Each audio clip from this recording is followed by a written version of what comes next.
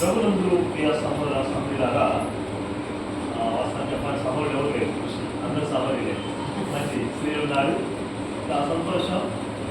అయితే ఈ యొక్క లేఖన భాగాల్లో మనం గమనించినప్పుడు రోమిల కాస్త పత్రికలో పౌలు గారు చెప్పిన రీతిగా నీతిమంతుడు లేడు, ఒక్కడు లేడు. మరి నీతిమంతుడు లేడు, ఒక్కడు లేనప్పుడు మరి ఈ యొక్క వ్యక్తులను ఎవరు నీతిగా తీర్చగలరు? ఇలాంటి వ్యక్తులను ఎవరు క్షమించగలరు? ఇలాంటి వ్యక్తుల్ని ఎవరు ఆ యొక్క తీర్పులో నిలబెట్టినప్పుడు వారిని క్షమించి వారి శిక్ష నుంచి తప్పించగలరు అనేటువంటి విషయాలు గమనించినప్పుడు లోకమైతే నీతిమంతుడు లేదు, ఒక్కరు లేదు, కానీ పరలోకముందు ఉన్నటువంటి అద్వితీయ సత్యదేవుడే నీతిమంతుడిగా ఉన్నాడు. ఆయన ఆదియందు వాక్యమైన దేవుడు. ఆ దేవుడు అనీతిమంతులైనటువంటి మన కొరకు నీతిమంతుడు ఆయన పరలోకం నుండి భూలోకానికి దిగి వచ్చిన వాడు. యేసుక్రీస్తు ప్రభు తన యొక్క పరిశుద్ధ రక్తాన్ని చిందించడం చేత, తన పరిశుద్ధ రక్తం చేత మన పాపంలో కడిగేయడం చేత మన నీతిమంతులుగా తీర్చబడ్డాం. లేఖనాలు రాయబడిన సంగతి. రెండవది, ఆ యొక్క కృప చేత క్రీస్తు యేసునందు మనం విశ్వాసం బట్టి మనం నీతిమంతులుగా తీర్చబడ్డాం. అది జస్టిఫైడ్ అనేటువంటి లీగల్ వర్డ్. అంటే ఇప్పుడు మనం కోర్టులలో చూస్తాం కదా, వాదోపవాదమైనప్పుడు ఆ పదం లీగల్ ఉన్నటువంటి పదం, న్యాయ సంబంధమైనటువంటి పదం. కాబట్టి మన నీతిమంతులుగా తీర్చిన వాడు, అలాంటి గొప్ప దేవుడు నీతిమంతులుగా తీర్చగా నీతిమంతులైనటువంటి వారు ఏమవుతారు, నీతిమంతులైన వారు ఎలా ఉంటారు అనే విషయాన్ని ఇక్కడ లేఖనాల్లో మనం గమనించగలుగుతున్నాం. నీతిమంతులు నిత్యము ఉంటారు. అయితే మరి నీలో సంగతి ఏంటి? మరి బయటకు తరడు పెట్టినటువంటి తీవ్రవాదులు, తరడు పెట్టిన తీవ్రవాదుని, భయంకరమైనటువంటి నేరస్తుల్ని, ఎంతోమంది ఫ్యాక్షనిస్టులని, దోపిడీ దొంగలు కూడా కొంతమంది అప్పుడప్పుడు గుర్తు చేసుకుంటారు. మరి అలాంటి గుర్తు చేసుకోవడం, వారిని జ్ఞాపకం చేసుకోవడం అనేది ఎప్పుడన్నా అరుదుగా ఉంటుంది. కానీ నీతిమంతుడైనటువంటి వారిని జ్ఞాపకం చేసుకోవడం తరచుగా చరిత్రలో చిరస్థాయిగా ఉండిపోతుంది. నీతిమంతులు నిత్యము జ్ఞాపకంలో ఉంటుందని అని రాయబడింది. నీతిమంతులైన వారు ఎవరు? యేసుక్రీస్తు రక్తంలో కడగబడిన వారు, యేసుక్రీస్తు చేత క్షమించబడిన వారు, యేసుక్రీస్తు సంతృప్తిగా అంగీకరించిన వారు. ఇటువారు మాత్రమే నీతిమంతులు. అంతేకాదు, ఇక అంగీకరిస్తే సరిపోదు, క్రీస్తును మనం నమ్ముకుంటే సరిపోదు, అమ్ముకోకుండా చూసుకోవాలి. ఏసైని చాలా మంది నమ్ముకుని ఏసైని అమ్ముకుంటున్నారు, ఇస్కరియోతు కదా. కాబట్టి ఏసైని నమ్ముకోడు, మనం కూడా సాతాను నమ్ముకోకూడదు. కాబట్టి మనం ఎలా ఉన్నారంటే, ప్రభు గురించిన నమ్మకాన్ని ఒమ్ము చేయకుండా మనం ఎల్లప్పుడూ కూడా మనము దేవుడికి ఇష్టమైన ప్రజలుగా జీవించాలి. క్రీస్తు బోధ ఎందుకు నిలిచి ఉండాలి. క్రీస్తు యొక్క శరీరమైనటువంటి సంఘంలో మనం ఉండాలి. క్రీస్తు యొక్క రాకడ కొరకు సిద్ధపడాలి. కాబట్టి నీతిమంతుడైన క్రీస్తు నిత్యుడైన దేవుడు కాబట్టి నీతిమంతులుగా తీర్చబడిన మనం కూడా నిత్యుడైన దేవుడిని నిత్యం అనగా ఎల్లప్పుడూ ఆయన జ్ఞాపకం చేసుకుంటూ ఉండాలి. ఆయన జ్ఞాపకం చేసుకున్న వారు ఎవరయ్యా అంటే నీతిమంతులు. నీతిమంతులు నిత్యము జ్ఞాపకంలో ఉంటారు. ఈ నీతిమంతులు నిత్యం జ్ఞాపకంలో ఉండే విషయాన్ని మనం చూస్తూ ఉంటున్నప్పుడు ఈ యొక్క వారు చేసేటువంటి మంచి పనులు కానీ, వారి యొక్క మంచి నడవడిక కానీ ఎప్పటికీ గుర్తుండిపోతుంది. ఎప్పుడు జడమాడే వాళ్ళు చూడండి, కొట్టాడుకునే వాళ్ళు, లేకపోతే ఎప్పుడు కక్ష కాకుండా అనే వాళ్ళు చూడండి, దొంగతనం చేసే వాళ్ళు చూడండి, అసూయించకుండా వాళ్ళు చూడండి, దేవుడిని పట్టి పట్టినట్టుగా, దేవుడి సేవని పట్టి పట్టినట్టుగా, సంఘం పట్టి పట్టినట్టుగా ఉన్నటువంటి వాళ్ళు వేరే కోణంలో సేవలు చేసుకుంటారు, గుర్తుపెట్టుకుంటారు. కానీ ఎవరైతే ఖచ్చితత్వం కలిగి ఉంటారో, ఎవరైతే క్రీస్తు అడుగుతారో నడుచుకుంటారో, ఎవరైతే క్రీస్తును పోలి నడుచుకుంటారో, ఎవరైతే నీతిమంతులైన క్రీస్తును కలిగి ఆయన ఆరాధిస్తూ ఆయన మహిమపరుస్తూ సాగిపోతుంటారో, అలాంటి వారు ఎప్పటికీ కూడా స్థిరంగా ఉండిపోతారు, గుర్తుండిపోతారు అనమాట. ప్రజలు కూడా ఏం చేస్తారంటే అప్పుడప్పుడు వారు కూడా మామూలు బయట వారు కూడా జ్ఞాపకం చేసుకుంటూ ఉంటారు. అయితే ఈ యొక్క 9వ వచనంలోనే 112 వచనం చూడండి. అక్కడే వాడు దాతృత్వము కలిగి పేదలకిచ్చును, వాని నీతి నిత్యము నిలుచును, వాని కొమ్ము ఇక్కడ చూడండి, వారి కొమ్ము గంటలన్నీ హెచ్చింపబడి దాతృత్వం కలిగి బీదలకు ఇచ్చిన అంటున్నాడు. కాబట్టి ఈ యొక్క నీతిమంతులైనటువంటి వారు ఎలా ఉంటారంటే దాతృత్వం కలిగి పేదలైన వారికి బీదలకు ఇస్తారు. యేసుక్రీస్తు వారు కూడా పరలోకం నుండి భూలోకానికి వచ్చి మనందరినీ ప్రేమించి ఆయన ఏం చేశాడు? తన ప్రాణాన్ని మన కోసం ఇచ్చినవాడు. ఇంకా లేఖనాలు మనం చూసినట్లయితే యేసుక్రీస్తు వారు ఇంత గొప్ప రక్షణ భాగ్యం మనకు ఉచితంగా అనుగ్రహించి ఉన్నాడు. వీరులకు స్వార్థ ప్రకటించటకై అని పరిశుద్ధ గ్రంథంలో మన పర్యాయం చెప్పబడింది. కాబట్టి ఈ యొక్క ఎవరైతే క్రీస్తు యేసు నిత్యుడైన దేవుడు నీతిమంతుడుగా ఉంటుండగా ఆయన ఏ విధంగా అందరికీ దాతృత్వం కలిగిస్తూ వచ్చాడో నీతిమంతులైన వారు కూడా దాతృత్వం కలిగి పేదలకు ఇస్తూ ఉంటారు. యాకోబు పత్రిక మీరు 1వ అధ్యాయంలో చూస్తే మీలో ఎవరికైనా జ్ఞానం పొందుగా ఉన్నాయి కదా, వాడు దేవుని అడగరు. ఆయన ఎవరిని దర్శింపక ఎవరికి కాలం చేస్తే ప్రతి ఒక్కరికి కూడా ధారాళంగా అనుగ్రహించేవాడు, దాతృత్వం కలిగించేవాడు.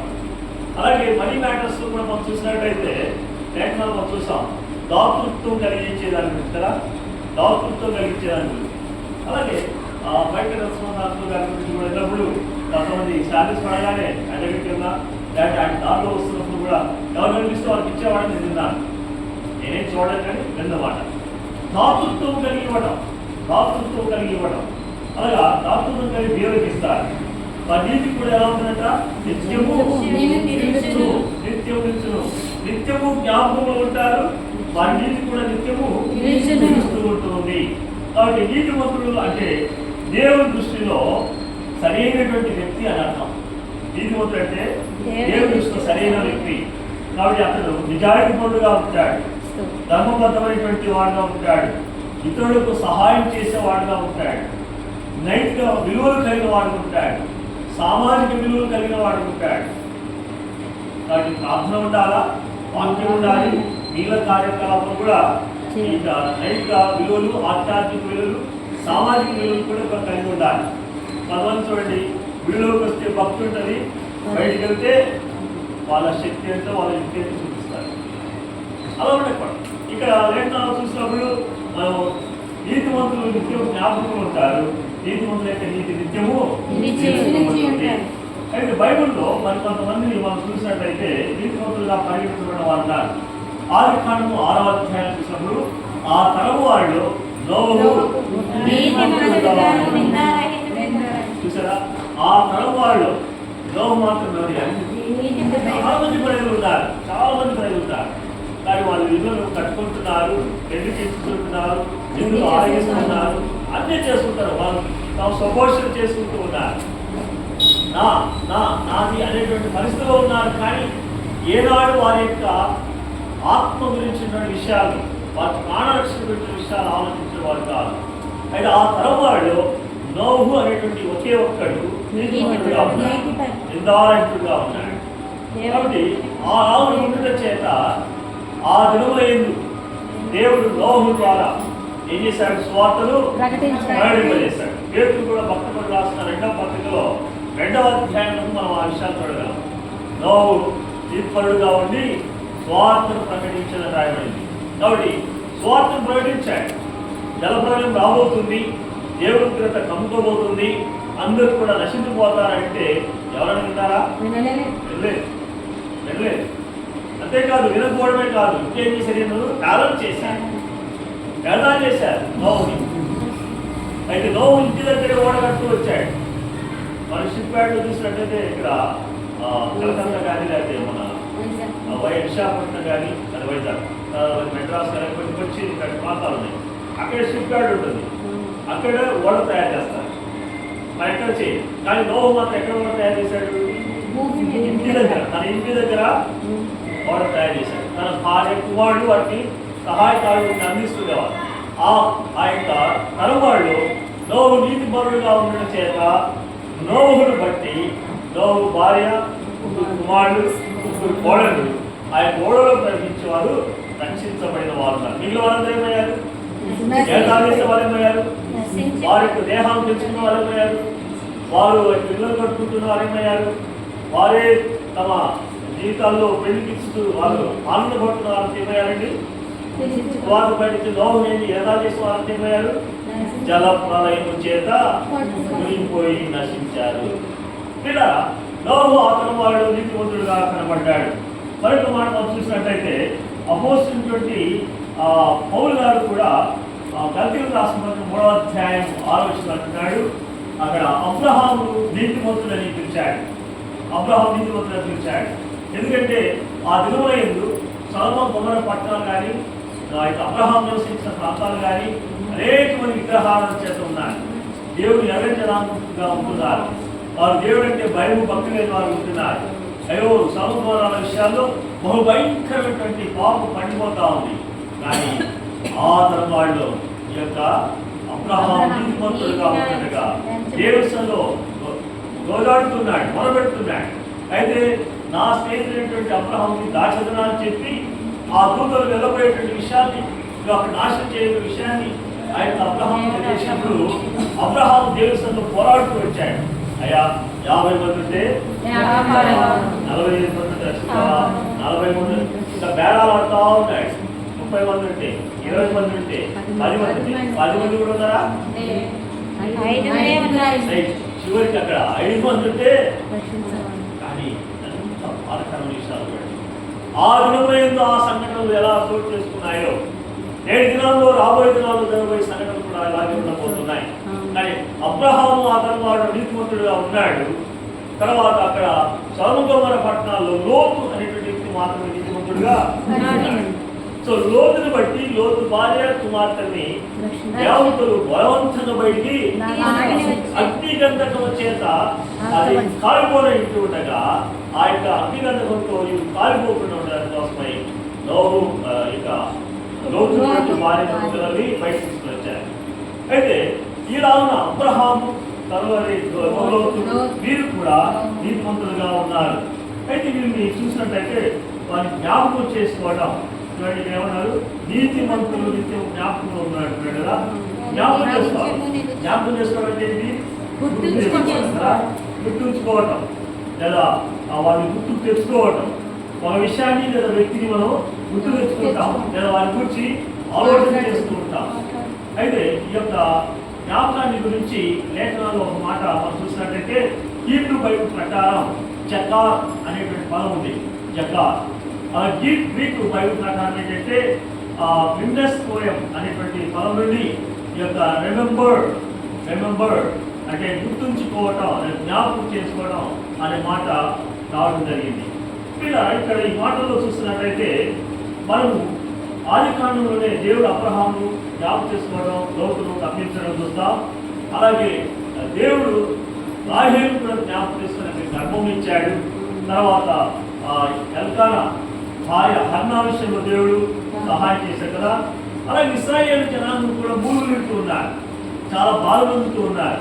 అలాంటి సమయంలో దేవుడు ఇశ్రాయేలు యొక్క మరణం ఆలోచించి నిర్గమకాండంలో మనం చూస్తాం 2వ అధ్యాయం 7వ వచనంలో చేసినటువంటి అబ్రహాము ఇస్సాకు యాకోబుతో చేసిన నిబంధనను జ్ఞాపకం చేస్తున్నాడు. దేవుడు మన పితరులతో ఏదైతే జ్ఞాపకం చేసుకున్నాడో ఆ నిబంధన మేరకి ఇక్కడ ఉంటున్న వాడిని నాశనం చేయకుండా ఉండడానికి కోసం దేవుడు అది తప్పించి విడిచి రక్షించేవాడు ఉంటాడు. దేవుడు నమ్మదైన దేవుడు, దేవుడు జ్ఞాపకం చేసుకునే దేవుడు. కాబట్టి మనం మన దేవుడు జ్ఞాపకం చేసుకుంటే మనం ఎలా ఉండాలి? మనం కూడా దేవుడిని జ్ఞాపకం చేసుకోవాలి. అంతేగా నీతిమంతులైన వాడిని జ్ఞాపకం చేసుకోవాలి. వారు మనకు మాదిరిగా ఉంటున్నారు కాబట్టి వారిని జ్ఞాపకం చేసుకోవాలి. ఎవరి క్రియలు వారి వెంట కదా. మన లేఖనం చూస్తాం ప్రకటన గ్రంథము 14 వచనాలు చూసినప్పుడు యెషయా గ్రంథం 57 చూసినట్లయితే నీతిమంతులు ఈ లోక కీడును చూడకుండా వారు విశ్రాంతిలోకి కొనిపోబడుతూ ఉన్నారు. ఎందుకయ్యా చాలా మంది అనుకుంటారు మంచి వాళ్ళకే చావు వస్తుంది, దొంగలకు రావట్లేదు, గోవిడాలకు రావట్లేదు, కక్ష కాకనే కూడా రాలేదు, ఎన్నో దురుద్దేశాలైన వాళ్ళకి రావట్లేదు, లేకపోతే రకరకాలు ఉన్నటువంటి ఆయా అవార్డులు అయిన వాళ్ళకి రావట్లేదు అనుకుంటారు. మరి నీతిమంతులు మనుషులకు ఎందుకు వస్తున్నాయంటే లోకంలో ఎలా ఉందండి? ఆది చూస్తే దేవుడి సన్నిధి బొత్తిగా చెడిపోయింది. దేవుడి సన్నిధిలో యొక్క లోకం బొత్తిగా చెడిపోయింది. దేవుడి లోకం తొలగి చూసినప్పుడు బలత్కారం చేత కాబట్టి పాపము ఇష్టమైనటువంటి యొక్క లోకంలో ఇలాంటి ఘోరమైన పరిస్థితులు ఉన్నాయి కనుక ఈ లోక కీడులను చూడకుండా వారి యొక్క మానసిక శ్రమలు, వారి భౌతికమైనటువంటి శ్రమలు, ఆయా వ్యాధులు, రోగాలు, లేకపోతే సామాజికమైనటువంటి మనకు వచ్చేటువంటి శ్రమలు, దాని కుటుంబం ద్వారా వచ్చే శ్రమలు, బంధువుల ద్వారా, స్నేహితుల ద్వారా వచ్చే శ్రమలు, రాజకీయ నాయకుల ద్వారా వచ్చే శ్రమలు, అనేక రీతిలో వచ్చేటువంటి శ్రమల నుంచి వీటించి ఆ లోక ప్రయాసలు మాని వారు విశ్రాంతిలోకి ప్రవేశపెట్టబడుతున్నారు. కాబట్టి మీరు విశ్రాంతిలోకి ప్రవేశపెట్టబడుతున్న తర్వాత ఎవరి క్రియలు వారి వెంట వారి క్రియలే మనకు మాదిరిగా. అయితే సత్క్రియలు, మంచి క్రియలు చేయాలనేసి మత్తయి రాసిన సువార్తలో యేసుక్రీస్తు వారు పండుగ ప్రసంగం చేస్తూ చెప్పాడు. సత్క్రియలు మనుషులందరికీ కనపడినట్టుగా మనము అంతేగాని మనం మంచి అయినటువంటి చూడండి, ఎవరైనా నీటిని మూటగట్టగలరా? గాలిని తిండితో పట్టుకోగలరా? యోగ పత్రికలో బయట మనం చూస్తాం కదా, ఎవరు చేయండి. అలాగే సక్రియలు కూడా అంతే. సక్రియలు అంటే మంచి పనులు కూడా, మనం చేసే మంచి పనులు కూడా ఎవరు దాచిపెట్టదారు, ఏదో ఒక సమయంలో అన్ని గుర్తుకు వస్తూ ఉంటాయి. కాబట్టి ఇలా ఉన్న జ్ఞాపకం చేసుకోవడం అనేది ఇక్కడ చూస్తాం. అదే కాకుండా నీటి మొత్తం నిత్యం జ్ఞాపకంలో ఉండాలనేటువంటి విషయాన్ని చూసినప్పుడు నెహెమ్యా ప్రవక్త అంటున్నాడు, ఇలా నా దేవా, ఈ విషయంలో నన్ను జ్ఞాపకం ఉంచుకొని నా దేవుని మందిరంకు దాని ఆచారత తిరుగుబాటును నేను చేసి ఉంటాను మరువకుందేవా అని అంటాడు. నెహెమ్యా గ్రంథం 11వ అధ్యాయం 14 ఆ విషయాన్ని చూస్తాం. ఈ విషయంలో జ్ఞాపకం ఉంచుకోమంటాడు. ఎందుకని అక్కడ నెహెమ్యా అనేవి ముందుకు వెళ్తున్నాడు. ఆ యొక్క ఇశ్రాయేలు కొందరు మాత్రం ముందుకు వచ్చారు, మరి కొందరు ఏం చేశారు? ఆటంకం వస్తూ వచ్చారు, ఎగతాళి చేస్తూ వచ్చారు. తర్వాత అడుగడుగునా వాటిని అడ్డుకుంటూ వచ్చారు. తర్వాత అనేకటువంటి జోకులు వేశారు వారి మీద అక్కడ. అంతేకాదు చివరికి వారి ప్రాణాలు కూడా తీయదలుచుకున్నారు. అలాంటి సందర్భాల్లో దేవుడు నెహెమ్యాను బలపరిచిన వాడు ఉన్నాడు, దేవుడు నెహెమ్యాను ధైర్యపరిచిన వాడు ఉన్నాడు, దేవుడు నెహెమ్యాకు శక్తిని ఇచ్చిన వాడు ఉన్నాడు. దేవుడు ఆ యొక్క నెహెమ్యా కొంతమంది సహకారం ఇచ్చి ఉన్నాడు. వారందరూ సాయుధులు ఉన్నారు. అలాంటి సందర్భాన ఇదిగో ఈ యొక్క మందిరం విషయంలో అయ్యా జరుగుబాటు చేసిన ఉంటారని మరొక ఆయన చెప్తున్నాడు. కాబట్టి మనం కూడా ఈ యొక్క జరుగుబాటు విషయాల్లో, ఉపకారాల్లో దేవుడు ఎన్నటికీ నచ్చేవాడు. అందుకే అంటాడు ఎబ్రిల్ రాష్ట్రంలో ఆయన ఎన్నటికీ ఆయనే కదా దేవుడు చెప్పాడు, ఎన్నటికి విడవాడు, మాత్రము విడవాడు. కాబట్టి ఆయనే నమ్ముకోదగిన సహాయం అని లేఖనం ఉంది. కీర్తన మనం చూస్తే మనుషుల కంటే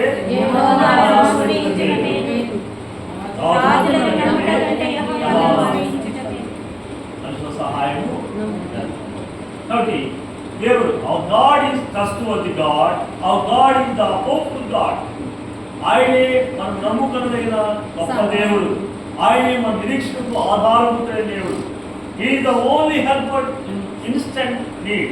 మనకు వెంటనే మనకు ఏదైనా అత్యవసరం ఉందంటే మనకు సహాయం ఎవరండి? దేవుడే. ఆ విషయాలు మనం లేఖనాల్లో చూడగలుగుతున్నాం. నెహెమ్యా అంటున్నాడు కదా, జ్ఞాపకం చేసుకుని నీ కృపాతిశయములను తర్వాత అయా జ్ఞాపకం చేసుకోమంటున్నాడు. కీర్తనకారుడు చూడండి 20వ కీర్తన 6వ కీర్తన 25వ కీర్తన నీ కరుణాతిశయములను జ్ఞాపకము చేసుకుని నీ కృపాతిశయములను జ్ఞాపకము చేసుకుని అవి పూర్వము నుండి ఉండినవే కదా.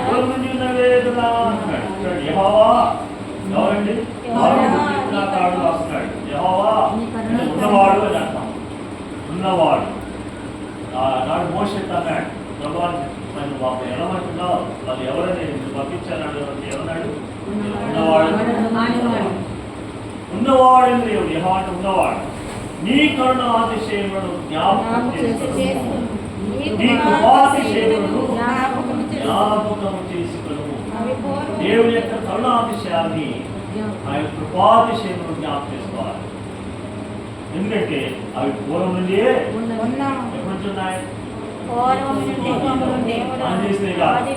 పూర్వం నుండే ఉన్నాయి. అందుకని ఆయనకు ఏమన్నాడు? అల్ఫా మొదటివాడు, ఆయన మొదటివాడు కడపటివాడు, అల్పమైన దేవుడు. పూర్వం నుండే ఎన్ని వృత్తులు ఉన్నాయి.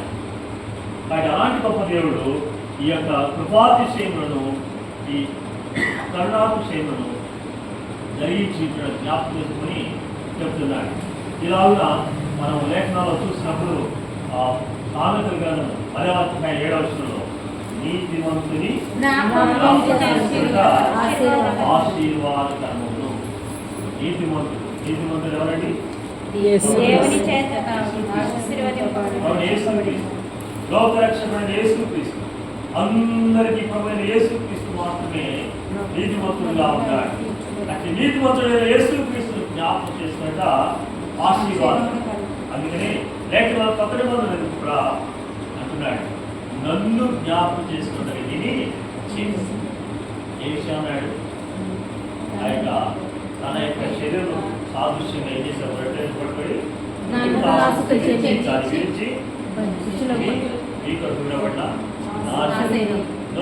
చేసుకుంటే ఇది చేయడం.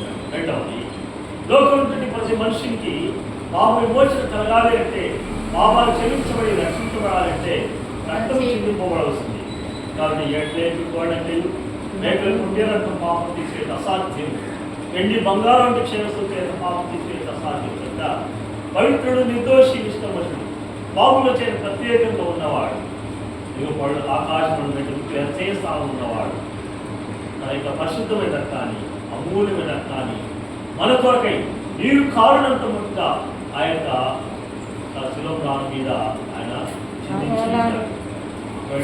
ఆయన కత్తలు చేత పడాల్సి కొట్టినప్పుడు, తల ముళ్ళ చేయటం కొట్టినప్పుడు, ఆయన చేతుల్లో చేరు కొట్టినప్పుడు, కాళ్ళలో వేలు కొట్టినప్పుడు, రక్తంలో బలిపోటు పట్టినప్పుడు ఆ రక్తం అంతా కారుతూ వచ్చింది. వారికి చెప్తున్నాడు, లోక పాపం కోసం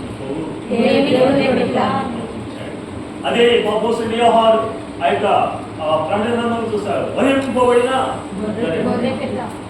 మీరు ఆ గొర్రెల రక్తంలో ఉన్న వస్త్రం ఉడుకుని మన కొరకై వహింపబడిన ప్రభు యేసుక్రీస్తు నన్ను జ్ఞాపకం చేసుకుని. పత్రికల్లో పౌలు గారు అంటాడు, ప్రతి ఆదివారం మీరు సమాజంగా వచ్చినప్పుడు అది ఇక్కడ ఫిబ్రవరి రాష్ట్రపతికేమో ఆ సమాజం కూడా ఇక్కడ పత్రికలోనేమో ప్రతి ఆదివారం రాస్తాడు. కాబట్టి మనం ప్రతి ఆదివారం యేసుక్రీస్తు యొక్క శరీరాన్ని, ఆ రక్తాన్ని మనం పుచ్చుకొని జ్ఞాపకం చేసుకుంటున్నప్పుడు మనకి ఏమవుతుందట? ఏమవుతుంది? జ్ఞాపకం చేస్తుందట ఆశీర్వాదకరం. బయట వాళ్ళని ఎక్కడో మనం జ్ఞాపకం చేసుకుంటే ఏం లాభం? ఏయో విషయాలన్నీ మనకు గుర్తుకొస్తుంటాయి. వాటిని జ్ఞాపకం ఇంకా బాధ, దిగులు, వేదన. కొంతమంది దీర్ఘంగా ఆలోచించి ఆ కొంతమంది ఏమవుతుంది? సైకలాజికల్ డిప్రెషన్ అంటారు, మానసిక గద, మానసిక క్షోభ, మనోవ్యాధికి మందే లేదంటారు. కాబట్టి అట్లాంటివన్నీ లాభం లేదు. మనం చేస్తే నీతిమంతుడైనా యేసుక్రీస్తుని జ్ఞాపకం చేసుకోవాలి. నీతిమంతుడు యేసుక్రీస్తు రక్తంలో కడగబెట్టవాడిని, యేసుక్రీస్తుని విశ్వాసం ఉంచిన వాడిని, నీతిమంతులు ఎవరు తీర్చబడ్డారో అలాంటి వారిని మనం చేసుకోవాలి. లేఖనాల్లో ఇలా చూస్తూ ఉంటుండగా మరి కొంతమంది విషయాల్లో ఆ ద్వితీయోపదేశకాండము 32:7 చూసినట్లయితే, పూర్వ దినములను జ్ఞాపకము చేసుకును, తరతరముల సంవత్సరములను తలంచుకోమంటాడు. పూర్వ దినములను జ్ఞాపకం చేసుకోవాలి. పూర్వ దినాలు ఎందుకు పూర్వ దినాలు జ్ఞాపకం చేసుకోవాలంటే, మనము ఆదాము కాడి నుంచి ఆ విషయాలు ఏం జరుగుతూ వచ్చాయి. హనోకు ఏ విధంగా దేవుడితో నడిచాడో 100 సంవత్సరాలు, ఆ యొక్క ఎనోషు ఏ విధంగా యెహోవాను ప్రార్థన చేశాడు, నోవహు అతని వాళ్ళు ఎలా నీతిమంతుడుగా జీవించాడు, అబ్రహాము ఏ విధంగా అవిగ్రహాలను దేశం నుండి బయటకు పిలువబడ్డాడు, అలాగే ఆ యొక్క యోసేపు ఏ విధంగా ఫలించేటి బొమ్మగా ఉన్నాడు, మోషే ఏ విధంగా దేవుడి కొరకు ప్రీతికరంగా జీవించి ఇశ్రాయేలు జనాంగాన్ని ఐగుప్తు నుంచి విడిపించాడు. ఇలాంటి విషయాలన్నీ పూర్వదినం నుండి మనం వెయ్యాలా జ్ఞాపకం చేసుకోవాలి. అదే మైకేల్ అప్పు గారి యొక్క తండ్రి గారి గురించి నేను విన్నప్పుడైతే శివరామ గారు చెప్పేవారు. ఆనాటి బ్రిటిష్ పోలీసులు ఆ వీరు ప్రాంతం నుంచి వస్తున్నప్పుడు తరిమి ఆ యొక్క చోట చెట్టు కట్టేసి తనని వచ్చి అడిగితే వీరేదే అని చెప్పాడు. వాళ్ళ మధ్యలో అక్కడ కేవలం కలవర్ట్ ఉందంట. ఆ కలవర్ట్ ఉంటే అక్కడ తప్పించుకోలేదు. అటు ఇటున్నప్పుడు చూసి పారిపోతున్నప్పుడు వీళ్ళు పరిగెత్తి కులాల మీద అడవుల్లో ఆ చెట్టు కట్టేసి షూట్ చేశాడు. అయితే అంతకుముందు ఆయనకు చాలా ఎకరాలు, 100 ఎకరాల పొలం కూడా ఉందంట. అయితే అలాంటి పేదలంతా పంచిపెట్టారని వినికి. తర్వాత వీరి ఎవరైతే ఇలా ఉంటున్నారో అలాంటి కామ్రేడ్స్కి ఒక గవర్నమెంట్ వాళ్ళు భూములు ఇచ్చారు. అవి ఇచ్చినాయి ఇక్కడెక్కడో ఉంటే అవి కూడా వాళ్ళకి ఎవరు గుర్తులేవు. అవి పంచిపోయారు. అంటే అది పేదవాళ్ళ పరమే. కానీ ఎందుకు ఈ విషయాలు గుర్తుంటే కొన్ని తంత్రాలు, వారి యొక్క ధైర్య సాహసాలు, వారి యొక్క దాతృత్వం, వారు చేసేటువంటి మంచి పనులు. అలాగే నీతివంతులైనటువంటి పరిశుద్ధులైనటువంటి విశ్వాసమైనటువంటి వారిని మనం జ్ఞాపకం చేసుకుంటూ ఉంటే ద్వితీయోపదేశకాండంలో చెప్పిన రీతిగా సంవత్సరములను తలంచుకుంటూ ఉండాలి.